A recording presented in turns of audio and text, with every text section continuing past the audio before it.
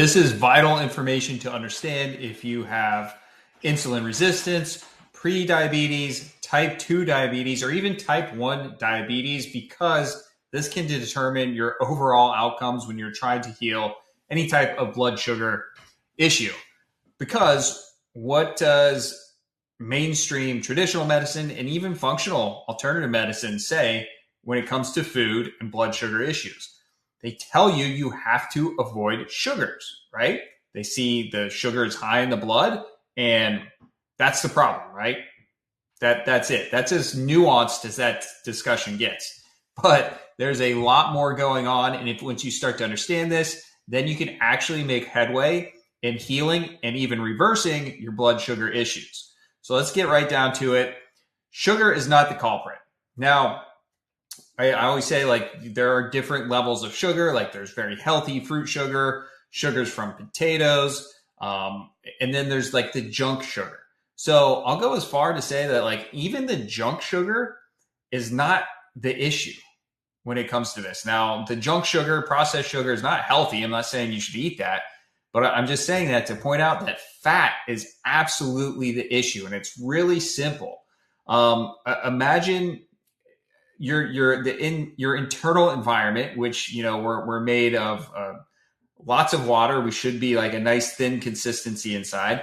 And when there's this fat that's just floating around in our blood because our liver's congested from toxins and decades of high fat, high protein diets, and we're no longer able to process fat effectively, and it ends up recirculating, it clogs that distribution network that is our bloodstreams, right? It makes them thicker. That's the long and the short of it. And when there's fat in the blood, things do not travel as effectively as they should throughout the body. And one of the things that gets impacted by this very negatively is the hormone insulin. So anytime sugar comes into the body, the pancreas releases the hormone insulin, because insulin's job is to open up or unlock cells so that they can take in the glucose, the sugar from the food that you eat. But when your bloodstream is thick with fat, those things cannot travel. They cannot get to where they need to go anywhere near as effectively as they should be.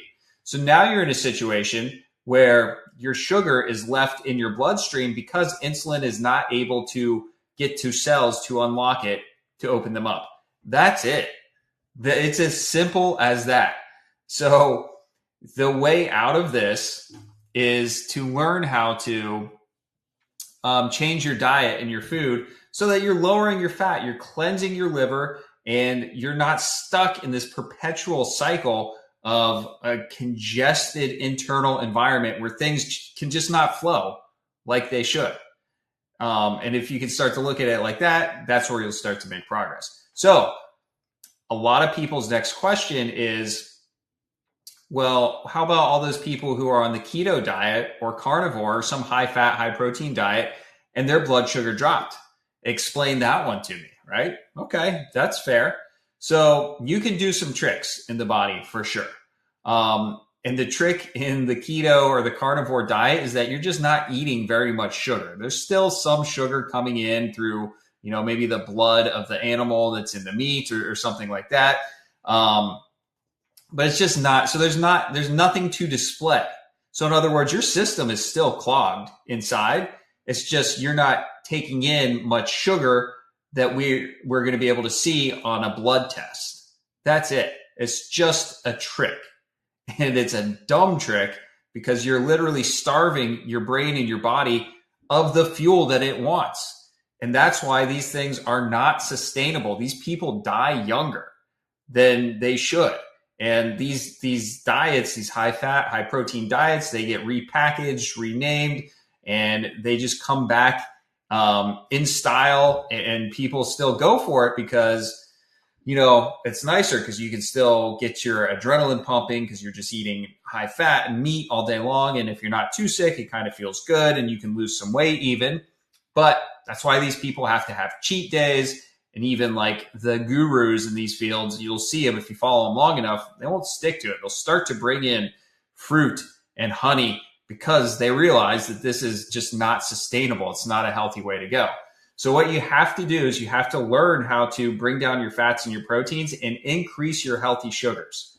Mind blowing, right? Because we were all told we have to be afraid of sugar, but go figure. If you want to be healthy, you almost have to do the opposite of what a lot of people think you should do.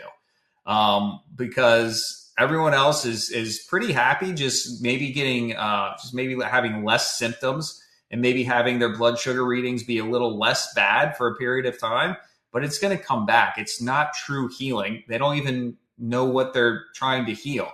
So it's a very simplistic view that leads them into this path that doesn't take them anywhere useful in the long run. So that's the main thing to understand with blood sugar. Can be reversed. And this works. I've done this with type 1 diabetics, and type 1, not always reversible for sure, but you can certainly lower your blood sugar and lower your insulin dependency with these methods. And this is a very repeatable process that people have been doing for quite a while now. So that's the scoop on blood sugar.